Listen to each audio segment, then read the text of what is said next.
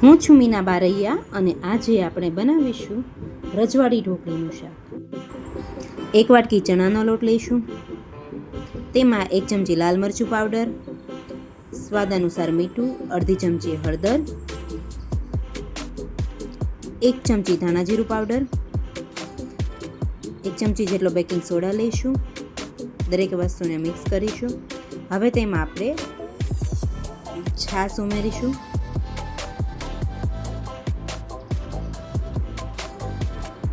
ત્યારબાદ 1 ચમચી લસણની પેસ્ટ, 1 ચમચી આદુની પેસ્ટ, 1 ટીસ્પૂન કટ કરેલા મરચાં લઈશું. આપણે છાશ જે છે લોટ કરતાં 2 ગણી એટલે કે 2 વાટકા છાશ ઉમેરીને દરેક વસ્તુને સારી રીતે મિક્સ કરી લઈશું.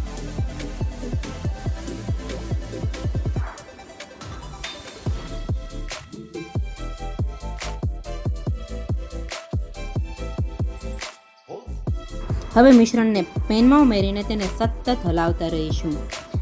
5 મિનિટ બાદ તેમાં તેલ ઉમેરીશું અને જ્યારે મિશ્રણ પેનને ચીપકશે નહીં એટલે કે લચીલું થાય ત્યારે આપણે ગેસને બંધ કરીશું.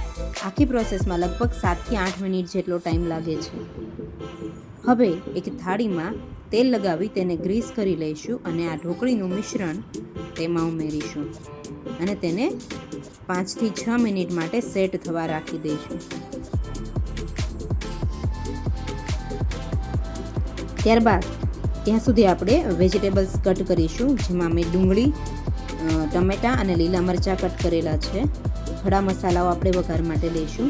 હવે 2 મોટા ચમચા જેટલું તેલ મેં ઉમેરેલું છે અને તેમાં 2 ટેબલ સ્પૂન જેટલું ઘી ઉમેરીશું.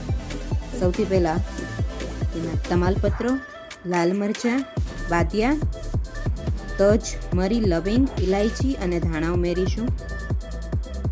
હવે તેમાં ડુંગળી ઉમેરીશું અને તેને 2 થી 3 મિનિટ સુધી સંતળાવા દઈશું, જ્યાં સુધી તે ગોલ્ડન બ્રાઉન કલરની ન થાય. ત્યારબાદ તેમાં 1 ચમચી લસણની પેસ્ટ, અદરકની પેસ્ટ અને કટ કરેલા લીલા મરચાં ઉમેરીશું. તેને પણ સાંતળી લઈશું. હવે તેમાં અડધી વાટકી જેટલા ટમાટર ઉમેરીશું.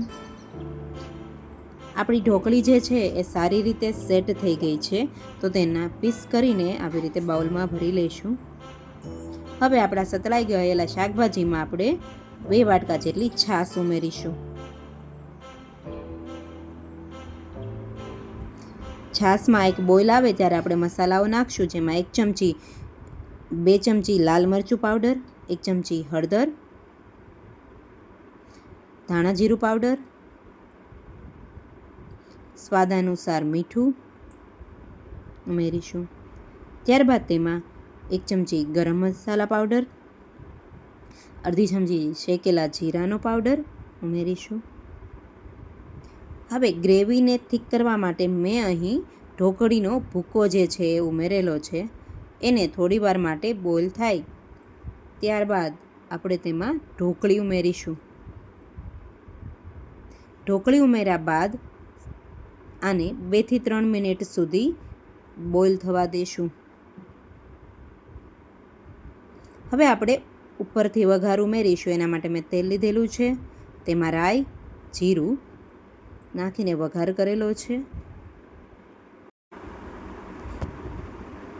તેમાં હિંગ અને થોડા કરી લીવ્સ ઉમેરીશું.